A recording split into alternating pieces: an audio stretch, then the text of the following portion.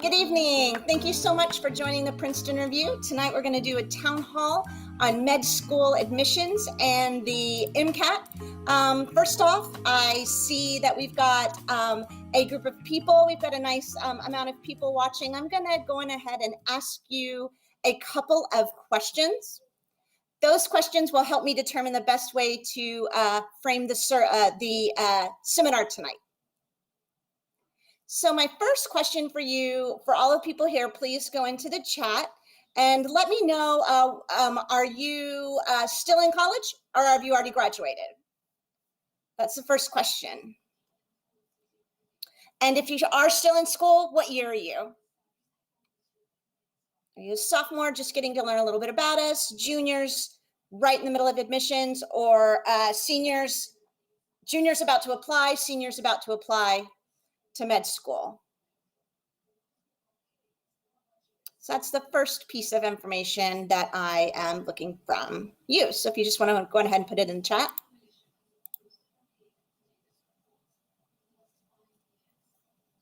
All right, we've got one still in college. Thank you very much, Nicholas, for answering the question.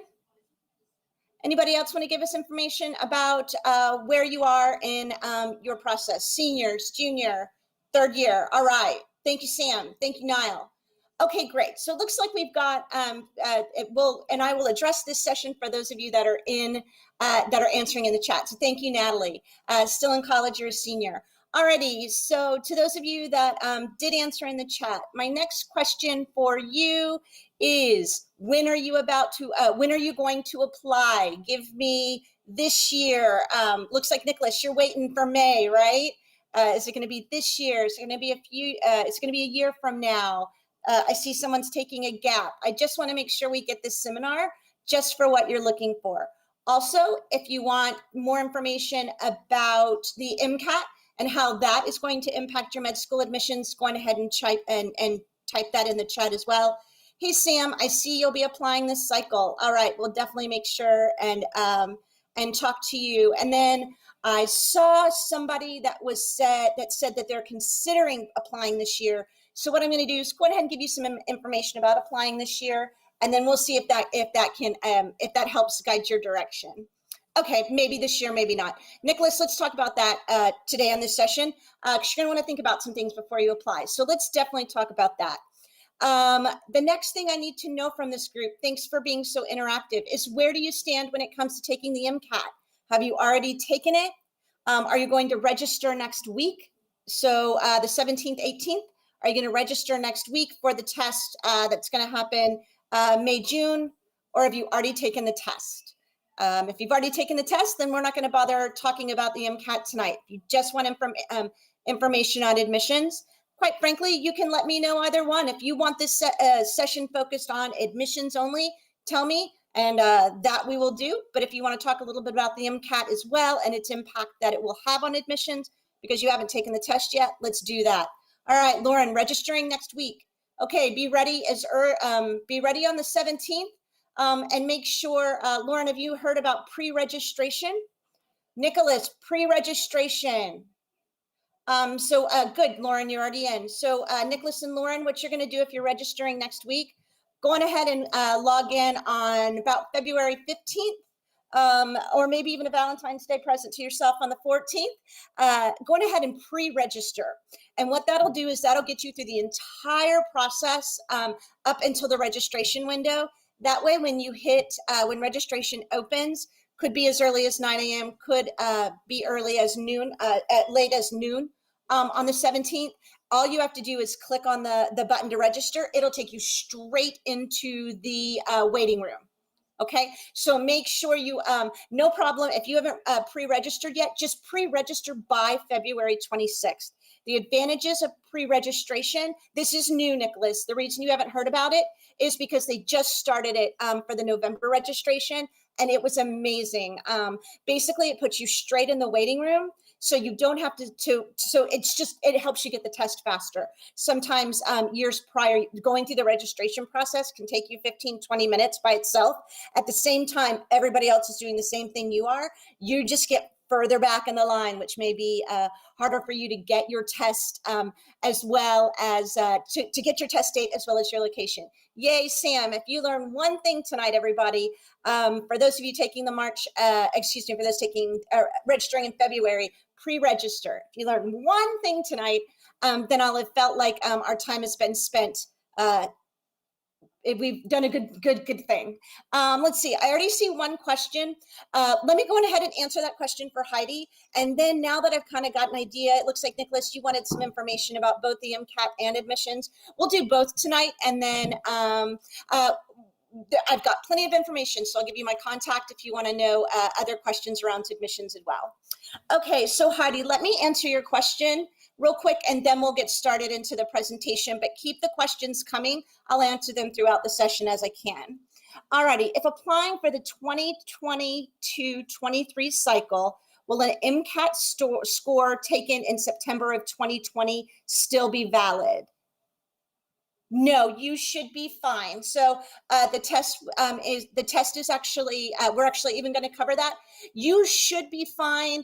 And in terms of the longevity of the test scores due to COVID, I don't think I would overthink that. We can't overthink that. We have to assume that if you have the score that you need, Heidi, or the score to get into the schools or to apply to the schools you're interested in, keep it. Keep it in the bank, and I wouldn't worry about it if I were you. You should be fine. We'll address that just in just a little bit. We'll do the math, make sure you should be okay. And in terms of COVID, the shortened test versus the test back to its regular process should not be a problem. So I would not overthink that. Alrighty, I'm going to jump into some slides. At this point, I'll come back in just a few minutes and answer any questions you have. But let's go ahead and dive in. So a couple of things we're going to talk about tonight. Just going to give you an overview on the admissions landscape. What I'm going to try to do is give you a couple of points to remember, little nuggets that you can remember as you start to plan your application process for many of you, which it looks like it's going to be May of this year. So we'll talk about that. And then Nicholas, we'll talk about the MCAT and how that plays into it, especially since quite a few of you are still going to be taking the test. So we'll talk about how the MCAT plays into the admissions. And then finally, I'll put some timeline slides up, especially for the juniors and the seniors, so you can see what you should be doing, what you should be doing. A couple of you also mentioned gap years. So we're definitely going to talk about gap years and what you can be doing during your gap years. With everything going on with COVID that's happened last year and this year, more people will be taking gap years.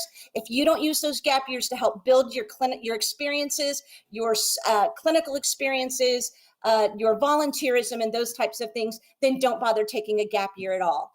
Unfortunately, during this session, we won't talk too much about gaining your experiences, but I'm going to tell all of you for the gap year, if you want to know more information, you can see my email right there. Sorry, I ran out of space. My name is Shadna. I haven't even introduced myself. I just went straight into knowing about you guys. You don't need to know too much about me. Rather, I need to know more about you. But do know that I've been with the Princeton Review now going on 15 years. And this is my passion. Not only is this my livelihood, this is my passion. I've worked and helped students get into med school and take the MCAT since the test was still pencil and paper, and you took it, and it was only available twice a year. So I have had great times evolving and changing around with the AMC to make the test better match. Boy, there used to be an essay, there isn't anymore. Now it's computer-based. You can take it more than twice a year. And then now, the most recent additions of Psych, Soc, and Biochem. So I'm here to help you. I'm here to answer any questions that you have for about the next hour. If you want a copy of this, mainly because there'll be a timeline at the end, feel free, once again, grab my email right there, shadna.wise@review.com. And I think if you don't mind, Brian, just putting that email in the chat, and then we'll move on.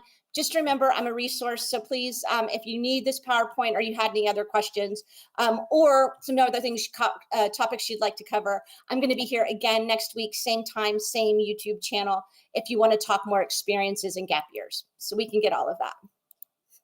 Yeah, wish it was still pencil and paper. All righty. Okay, so let's talk a little bit about the landscape.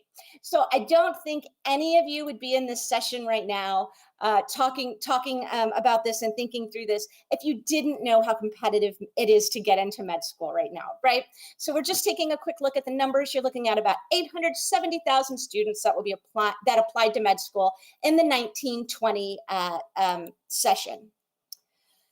Each applicant, this is an interesting piece of information you may or may not know. Each applicant applies to approximately 17 different schools. So if you're going to apply this year, it's probably not a bad idea to start putting money in the bank. Those applications are not free, but also it takes a little bit of time to do those. So what you should be doing right now, those of you applying this year, start looking into the schools that you're interested in, making sure that you've documented when their applications are due, and then starting to get everything ready. I'll tell you more about what everything getting ready is, so that when applications open through the MCAT system in May, you're going to be right and ready to go.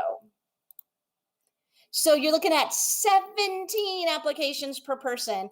And really you're looking at less than half of the students that apply to medical school are going to get in. So you're going to have 53,000 applicants and you're going to have 21,000 get in. So once again, we know that the competition is pretty fierce. So let's talk about some things that'll get you ahead of the group or things you want to be watching for.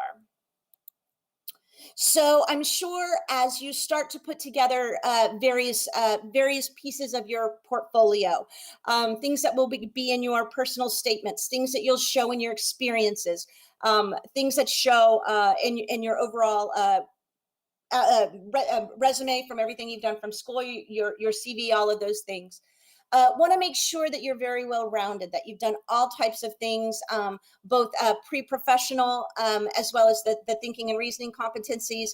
And then don't forget about all of that great science stuff. A lot of that's going to be done in school, but you can also do a lot of things through your experiences. Your experiences can really help develop a stronger portfolio. Alrighty, so I'm assuming as that all of you know what your prereqs are. They're appearing on the screen right now. I would highly recommend make sure that you have all of these courses either behind you, you've already taken them before, or you're currently taking them in school right now. Really the two that I find the hardest is if you're in second semester physics or second semester GChem. Those two, you can still take the MCAT, but you're really going to have to buckle down when you're studying the latter part of the coursework. But for the most part, making sure that you've got all these classes together before you take the MCAT is just going to it really puts you on a level playing field, if you will. Alrighty, so we're going to talk in a minute about what a preliminary screen is. And I'm not sure if it was Nick or there was somebody else. There was somebody in the chat a little bit earlier that said they were thinking about applying this year. So for those of you thinking about applying this year, but they're not 100% sure, we're going to talk about preliminary screening in a moment. And that might help make your decision between if you should go on ahead and apply this year or if you should wait a year. So we'll talk about the preliminary screen. Don't forget, it's a little bit, a good MCAT score can help boost a little bit lower of a GPA. An MCAT score takes anything you've had for a good GPA and takes all that hard classwork away. And in just a minute, we're going to talk about what a good score looks like for both your GPA as well as your MCAT. But also remember, I'm just giving you averages. The ones you really want to look at are your actual schools. You want to see what their GPA requirements are or what their average GPA for admittance as well as their MCAT scores. And then also the Princeton Review has a med school admissions requirements book, but also now so many things are easy to find on the internet. Just do the research. Now's the time if you're going to be applying in the next year or two, start doing the research so you know if you need to go another year and do post-bac to boost your GPA, or if you know you need to maybe push it back because you need a higher MCAT score or take the MCAT again. I think in Heidi's case. So we'll take a look at that. Alrighty, so let's take a look at average, or let's take a look at really what the applicants are looking like when they come in. Alrighty, so of those total amount of applications, they're really, let's look at the most recent information we have on hand. The average MCAT score students are submitting is a 506. Their average GPA is a 3.5, 3.6. Keep in mind when you do start keying in your information into the MCAS system, you will need 2 GPAs. One is your overall GPA and one is your science GPA. So go on ahead and make sure that you have both of those. You want them both to be strong, no less than a 3.5. Why? That's just the average of the applicants. What you really care about, though, is you don't just want to say, I applied to med school. You want to be able to say, I got into med school. So that's the scores that you're looking at below. Students getting into medical school, the average MCAT is about a 511 to a 512. Total GPA is looking around a 3.7. So those are really some of the scores that you're going to want to look at.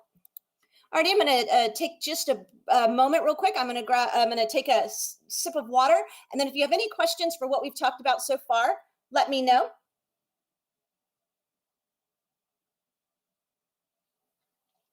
Fantastic question, Niall.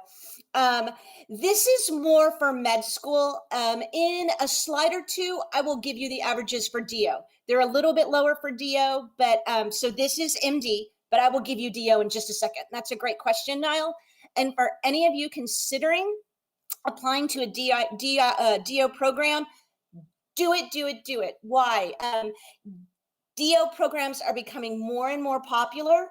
They also, in terms of residencies as well as average salaries, are now finally, after many years, competing with MDs. So always consider an MD program, but do not rule out a DO. They've got a great reputation. They're getting into DO applicants and are getting into great residency, or those in DO schools are getting good residencies, great residencies, and their salaries are now competing with MDs. So it's a great question and something I would have all of you think about.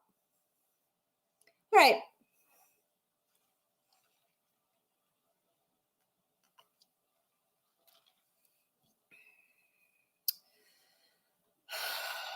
I'm not so sure if I'm going to say your name right. Ayla, maybe I bet it's a beautiful name. I want to say Ayla. How can you calculate your GPA and which classes are considered? You should have that information somewhere sitting in your student portal for college. You should be able to get that information through your portal. If not, I would actually contact the registrar for the school, and they can give you the information for how to calculate not only your GPA overall, they can also help extrapolate for your science. If you're going to apply this May, you're going to need that information prior to, you may need that information prior to applying. Talk to them now, see if it's something that they can fill out, help you with. If not, wait a little bit closer to May, or learn how to do it now so that you'll be able to add additional grades for when you apply in May, because you'll be done with school. It's a good question.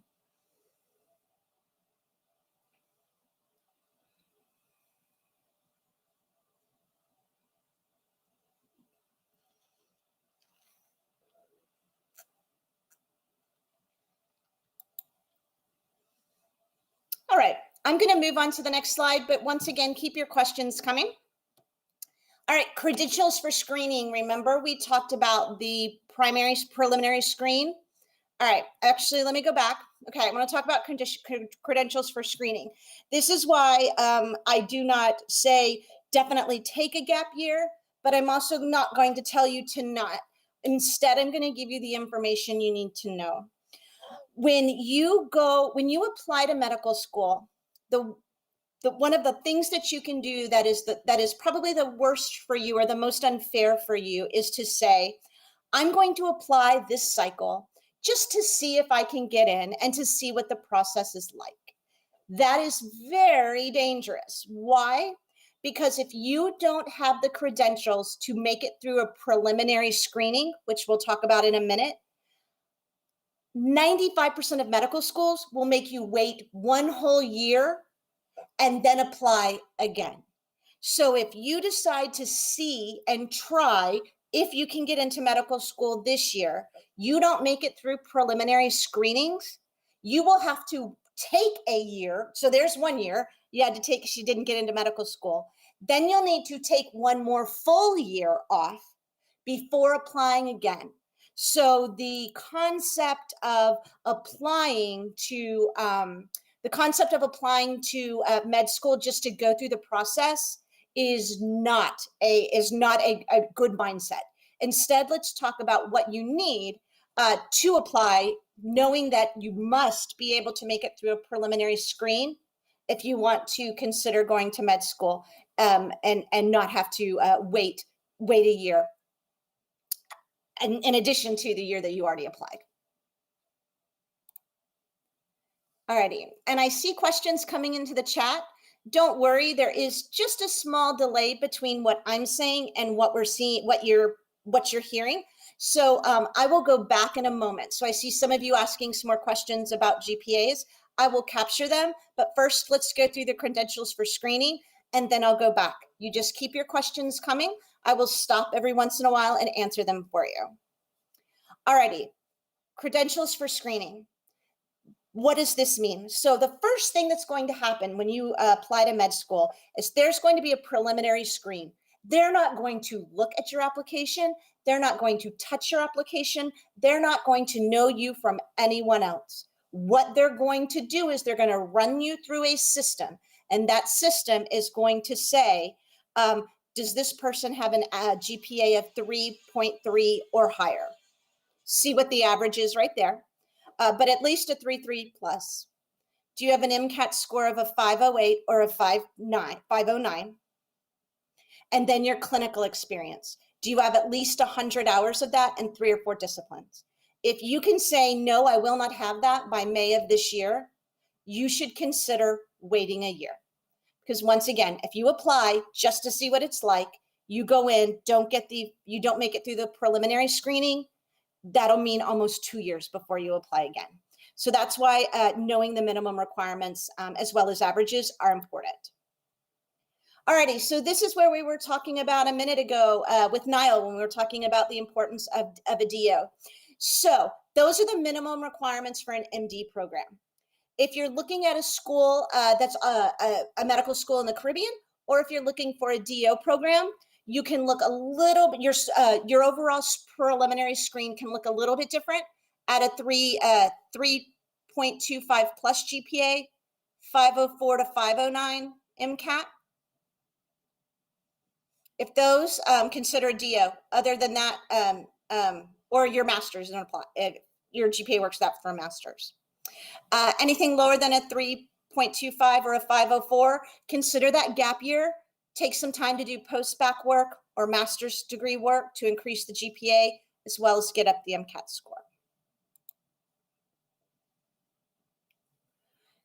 So I see 1, 2, 3 questions around GPAs. I think that is where I would go to in terms of calculating your GPA. There's 2 people you can, or 2 different departments you can go to within your school. That's going to be the registrar, because they're going to be the ones that have all of that information on files. Sometimes they can help tell you how to average them. And also your pre-med advisors. If you don't know them, you should get to know one of them. These are the questions you want to ask them, as well as a list of some of the schools you plan to apply. So non-traditional applications, exactly, all of those questions. Lauren, the preliminary screen is the preliminary screen. Your GPA, if you're a non-traditional applicant, which means you may be 4 or 5 years out of school, and make sure your post-bac classes are added into your GPA. That's the whole purpose of doing that, so that your GPA gets higher. But it will be, the credentials for screening will be the same, right? So make sure you're comfortable with a preliminary screen. Alrighty, so at this point, we're going to talk a little bit about the MCAT and med school admissions. If for any reason you feel like you have more admissions questions, keep them coming for 2 reasons. Number 1 is I can touch on a few of these questions and just do a true town hall where I'm answering your questions at the end, or I have some more information I can pull up around experiences and things like that. So let's move into the MCAT and its effect on med school admissions. And Nicholas, this one's for you. I know you wanted to know a little bit about both. Number one, we just talked about earlier. If you joined a little bit later, if you're registering for the MCAT on February 17th or the 18th, don't forget to pre-register. You can pre-register up until the day before. It'll tell you exactly what to do, as well as when you get your an email from AMC. Smartest thing you could do to get ready for this is pre-register. What that does is you just answer all the questions in your file. Where do you go to school? All of that information, your address, your emails, all that stuff that can take 15 minutes on registration day that you do not want to do. You want to get in line so you can get your date and get your location. Going ahead and pre-register. So I'm going to assume you're going to have pre-registered, and I think someone's taking the test on March 13th. So I wish you the best of luck. And I don't mean that in a sarcastic way. Let's talk a little bit about what we want that to look like when you take that test. A lot of this stuff is things that you're already going to know. US and Canada does this. If anyone in the audience, if anyone here on the channel is in Canada, beware there are some different dates in terms of testing dates. Sometimes they're off a date. So make sure that you're looking at this at places that you want to, where you'll be taking the test. And then the MCAT is for both MD and DO programs, and also for those schools that you are going to consider applying for in the Caribbean. So the MCAT is a must. And then there's going to be 4 different sections covering 5 different disciplines. You're going to see biology. You're going to see lots of biology. Biology is the thickest piece of the test, as well as biochem. And at the Princeton Review, those are what we spend the most time covering in our courses because they are so on the test, so test heavy, biology heavy. And then you're going to have the critical analysis and reasoning skills, which is what we all call CARS, and that's going to be a reading comprehension. On average, that is going to be the section that students score the lowest on. So really make sure that you've built out the time and the preparation time, and to really work on reading through passages and making sure that you're strong in your CARS section. That can be the one that can bring you down the lowest on average for students. You've got general chemistry, you've got organic chemistry, physics, and then of course the most recent section they've added, which is the psych-soc section. And nowadays, many of you have already taken both of those prerequisites. So that means you're ready to take the MCAT.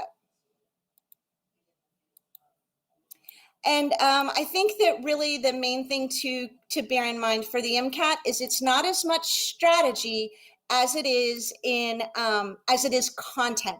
So you've got to make sure you know this content. That's why at the Princeton Review, our #1 focus, or really we do both. We teach you the strategies for the test, but that's only 20% of the test. 80% of the test is just true knowledge of the concepts and principles you're going to be working through. So that's why we treat our classes with really a content focus as well as a strategy focus. You want to make sure that you're thick and rich in both of those to do well on the MCAT. The average testing day. So for those of you that did the COVID, took the test last year or heard about it, that it was a shortened exam, that is no longer the case. That the test is back up to its regular time. Couple of things too. It's not so much now. You're going to have a couple of breaks. You're going to have 2 10-minute breaks, and then you're even going to have a 30-minute break for lunch. Whereas when they did the shortened test last year, there was no room for lunch. So we talked to people about protein heavy snacks, powering through all of that kind of stuff, but you will get a little bit more time. You'll get a locker. You'll put all of your things in your locker. You will be monitored, right? There will be monitored. Bring yourself some extra face masks. Bring yourself the sanitation, bring everything, make yourself a little kit in addition to the snacks and the things that you'll need. One thing that you will see if you're in our course, but if you're just preparing on your own, I want to make sure you're aware of it because it's a little bit funky. So those of you that haven't taken the test, instead of scratch paper, what you will receive is a laminated booklet. It'll be about the size of legal paper, and it'll be grid. And it'll be laminated. So you'll have 4 pages, 8 in total. You'll have 4 fronts, 4 backs, so 8 in total. But and it will be laminated. You will only be able to use a wet erase marker from the testing site. So if you're going to start, if you're in the Princeton review course, we have that as part of your program. You get that four-page laminated sheet with the wet erase marker. If you're prepping on your own, go out and get a wet erase. The difference between dry erase and wet erase is gross. The wet erase doesn't come off with a tissue. Start practicing and using your scratch paper as if you need with the wet erase marker. And if you need more room, you might have to lick a tissue or lick the page. You be prepared. Those are things that you want to know as soon as you start preparing for this test. Alrighty, and then the scoring, you're looking at average scores of about 125. The reason I mentioned cars a moment ago is because the average score really can sometimes be around a 123. So the cars is usually the lowest score of everything, but you want to be shooting for no less than a 125 in some of your first tests, right? So you can get to a 500. Understanding when we saw the preliminary screening, you got to get to a 504 or to 504 to 509. And then if you, anything 510 to 512 is going to increase your options. 516 and 515, 516, you're good to go as long as you've got the GPA to support it.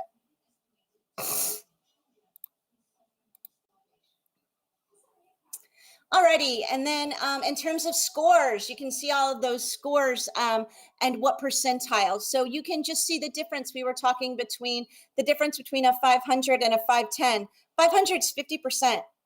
Just do the math, right? Less than 50% are even going to get into med school. So with a 500, that's just probably not, it's not going to get you into where you want to go or what you want to do. That's why every single point starts to matter. It starts to move you up in the percentile rankings. So really start thinking of 504 and then move on up based on the schools you want. But you'll have already done some research. You'll know what your GPA is, and you'll know a good MCAT score can help with that GPA. If the GPA is lower, you need a higher MCAT score. If your MCAT score is low, that one's going to be a tough one to break through. So make sure you're ready.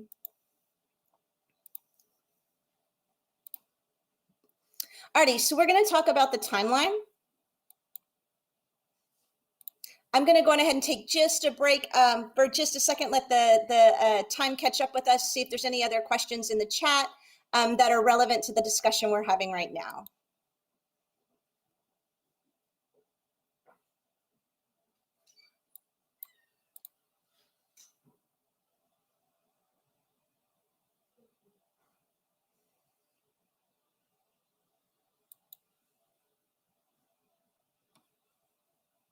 Okay, let's talk about timelines. For those of you that said you're freshmen, sophomores, juniors, seniors.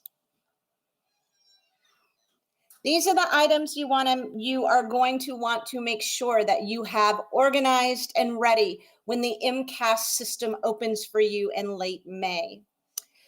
Last year, due to everything going on with COVID, they did lengthen some of the due dates.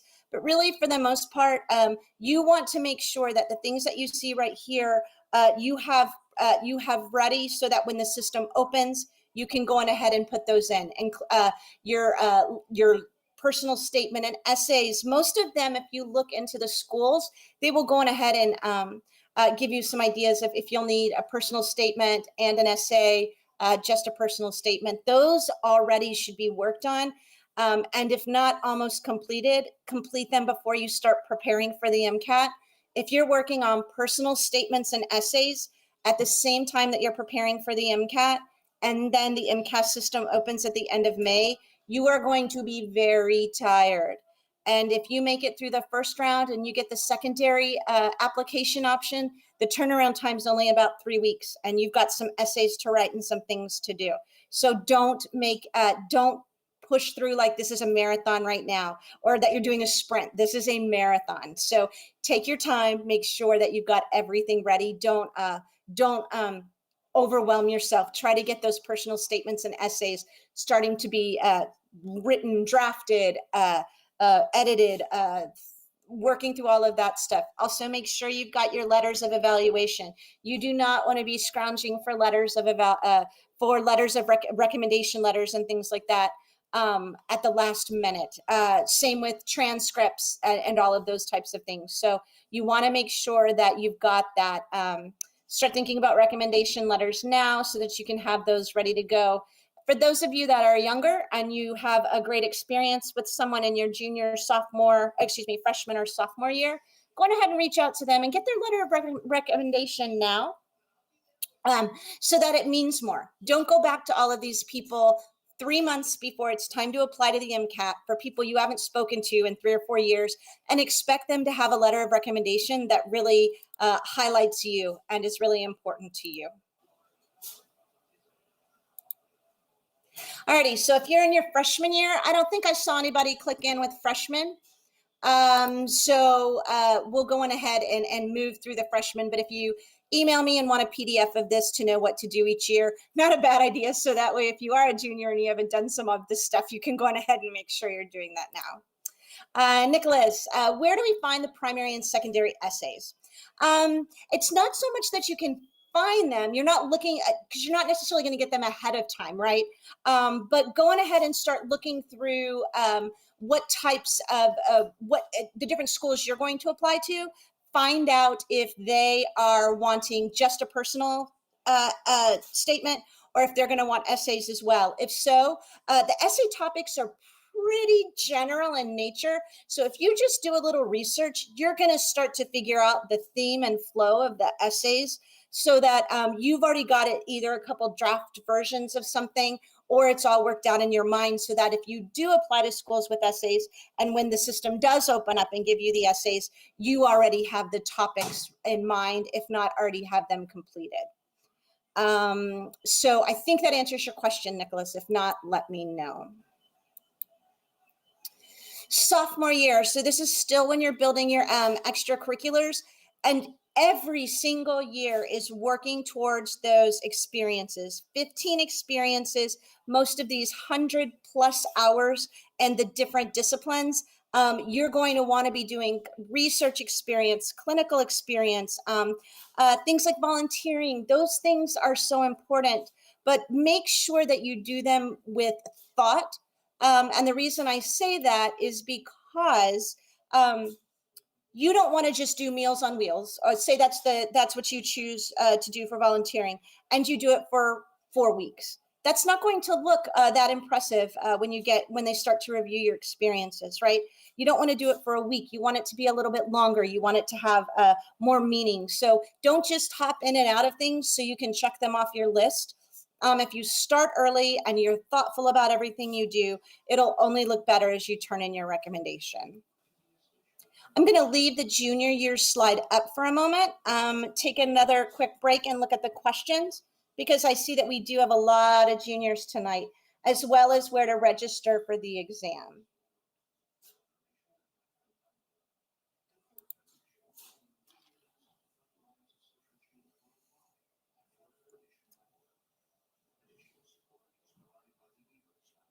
Nicholas, yes. I'm talking about primary application essays and personal statements. Once you get through your primary application, that will go in. Then you'll be notified if you're doing a secondary. If you're doing a secondary, many of your essays will still work for different schools. Just be real careful with cut and paste because you're only going to have about 3 weeks to turn them in. So you might get a little, you don't want to get too busy and too worried about it that you make a mistake where you put in another school or something something that doesn't match that essay topic. So yes, I am talking about primary applications, but there will be some for secondary, and you'll only have about 3 weeks for those. So the more that you have ready or you're prepared for, the better off you'll be. It's a great question. Ayla, I hope I'm saying your name right. No, it does. She asks, does it have to be the medical field volunteering or can it be in other fields? I would highly recommend other fields, right? Especially if you've got a strong research or clinical background in the medical field. You don't want everything to focus on everything around the medical. You want to be, remember we looked earlier in some of those core competencies. You want to show socially, ethically, all different types of things that you've done. So no, I would not say volunteering has to only be in the medical field. I would recommend you go outside of that. And now's a great time to do that, especially since clinical can be a little bit more of a challenge with everything going on in the medical field right now. You can go out and do some volunteering that does show that you care about your community. Think about your community, the underserved in your community. How can you help them? How can you help people that may not necessarily have something to do with medicine? Shows you and makes you more of a well-rounded applicant. So that's a great question. Alrighty. Now that you're in your junior year, that is really when the average student, or that's really when the majority will apply. So you may be a senior, so this may apply to you as a senior. These are the things you want to be doing. Take a look already at that personal statement and letters of recommendation. If you haven't started that, you're behind. So get those going as fast as you can. Or once again, if maybe you don't want to rush and you look and you see more things that you haven't done than you have, maybe waiting another year might be the best for you. That'll be a decision you can make on kind of where you see the things. Right now, you should be working on your experiences and activities section of the application. So I will show you in just a second one way that you can organize that before you put it into the system. But that should be something that you're already getting in now. And also you can add more things up until as you go along until May as well. In April, that's why we want to make sure that you're not doing everything for prepping for the MCAT, as well as getting everything ready for submission, because you've got to finalize that personal statement, letters of recommendations, experiences, and activities. That's by April. So you've got everything ready. So all you've got to do is wait for May, when you can go in and actually key your application in and get your transcripts sent. So that in June, you're submitting that primary application.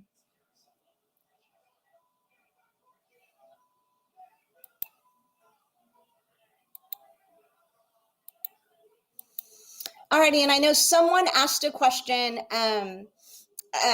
about the MCAT, and I think you were thinking of the 22-23 cycle. So you can take it 3 times a year, 4 times in 2 years, or 7 times total. So the one thing I would do is you should be fine, because if you took it in 20, you should be fine. You should be able to use that for the 22-23 year. It does not hurt to go on ahead and email amc.com. They have a questions email. Ask them that exact question, save that, and have it in writing. I don't think that they'd be able to answer anything around the objectivity or the longevity of scores during COVID. I don't think you'd get an answer there, but you would get a yes or a no for I took the test on X date, X year, and I plan to apply X cycle. Go on ahead and get an answer to that, yes or no. Like I said, it should be a yes, but just in case, do that now and have that on record.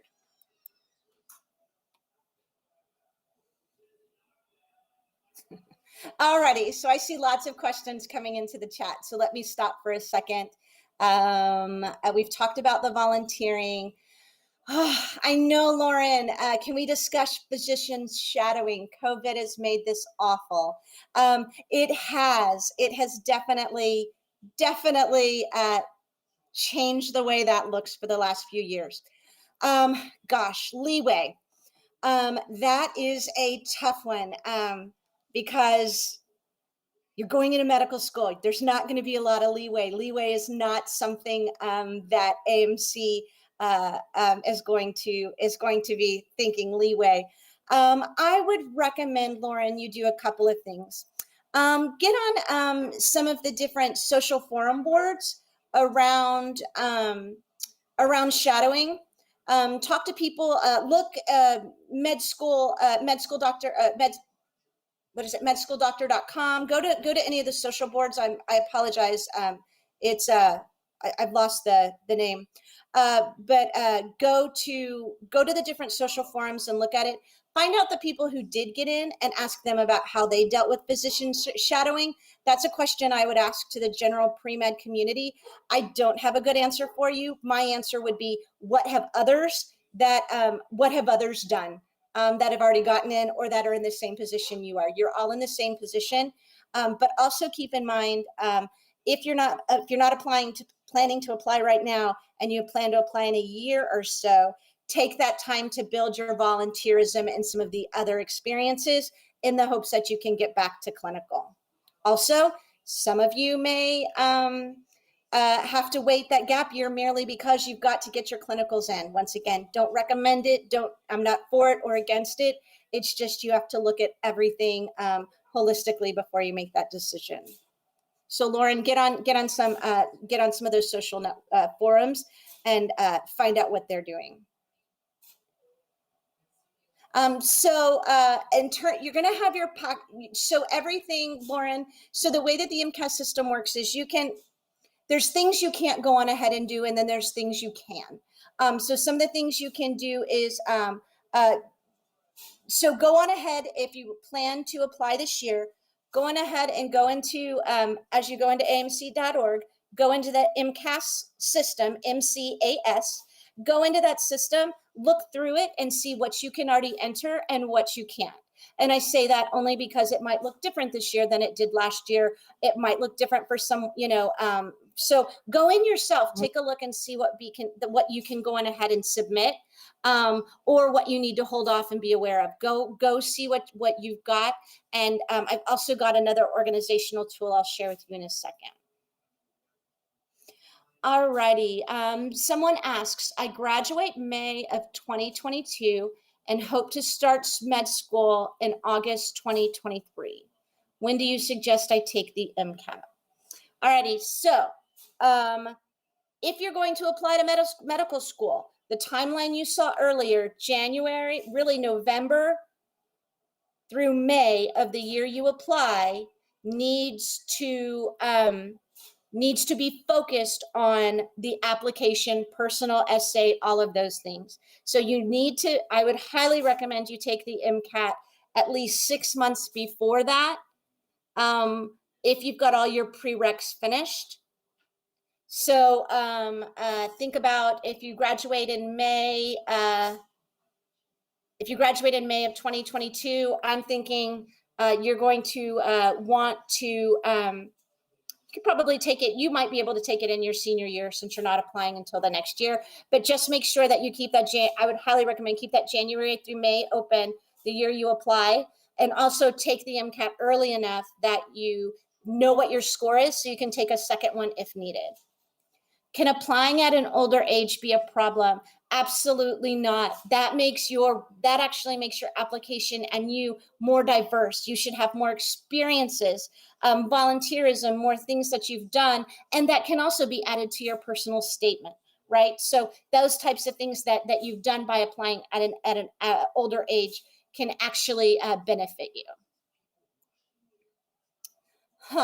Okay, is there a public pre-med advisor I can speak to? Just because it might be hard to find the one at your institution. I understand that. I hear what you're saying. My recommendation is you've got my email.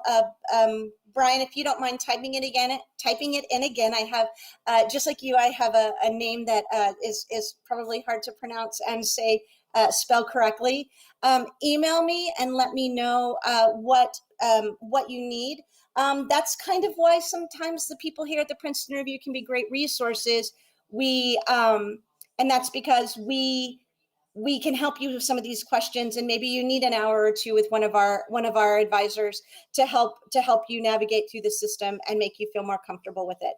So the number one thing is that you make sure that you've gotten some information out of tonight, you feel a little bit more comfortable, but also feel free to reach out to me and see if there might be an advisor that can help you answer some of those questions, or if you might need a few hours with an advisor to figure some of those things out.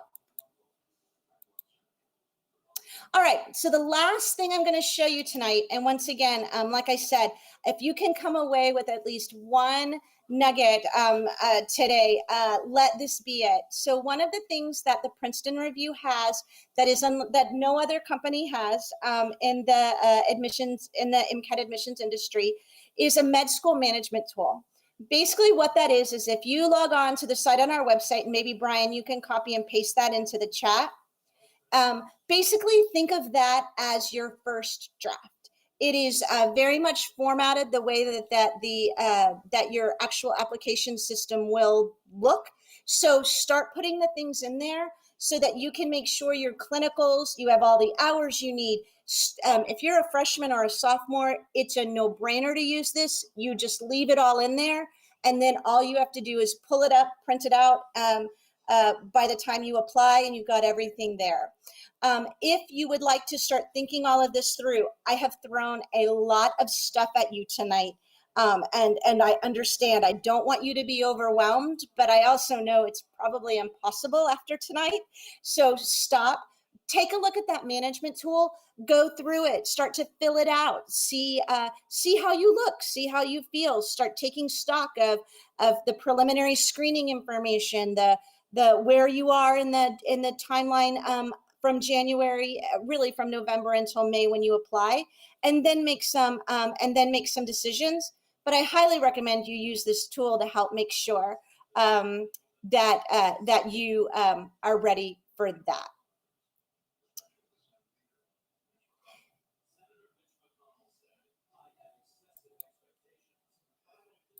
Roosevelt, I see your question around the specialties for clinical experiences. Let's see here. We're running low on time. I tell you what, I'm going to cover those next week. So if you don't mind, I hate to have you come to another one, but we are out of time, and I can get into experiences more next week. Quite frankly, talking about your 15 experiences that you need to have keyed in is an hour in of itself of discussion. So I think if this group wants to gather back, there will be another session, same time, same channel next week. And Brian will make that one at 7 Eastern again. And I will make sure that we'll talk through experiences. We just simply don't have time. I don't want to get into too much. So I'm sorry about that, Roosevelt. So subscribe to our channel. And then also, if you want to know about the different, Roosevelt, another thing you can do is grab that management tool, take a look at that, and it's going to break it down by clinicals and by clinical experience, specialties and things like that. So I would look at that. Instead of, you can join next week if you want to, so you can ask more questions. But if you want to know the answer tonight, grab that tool, and that'll be faster than anything I can tell you. So sorry about that. I am going to stop talking. Once again, remember there is a bit of a delay. So if you hear quiet, you feel free to hop off. You've got my email as well as the management tool link. Use those two. I hope to see you next week. Same time on the 17th, right after many of you have registered. That is not an accident. That is by design, in case you have any questions. And then you've got the 18th to register as well. So we'll be here again I'll be here again next week if you have any questions. Other than that, I will hang out for the next few minutes and try to answer any questions that you have. Otherwise, good luck to you. Good luck getting your date and location on the MCAT, and thank you for letting the Princeton Review help you learn more about getting into med school.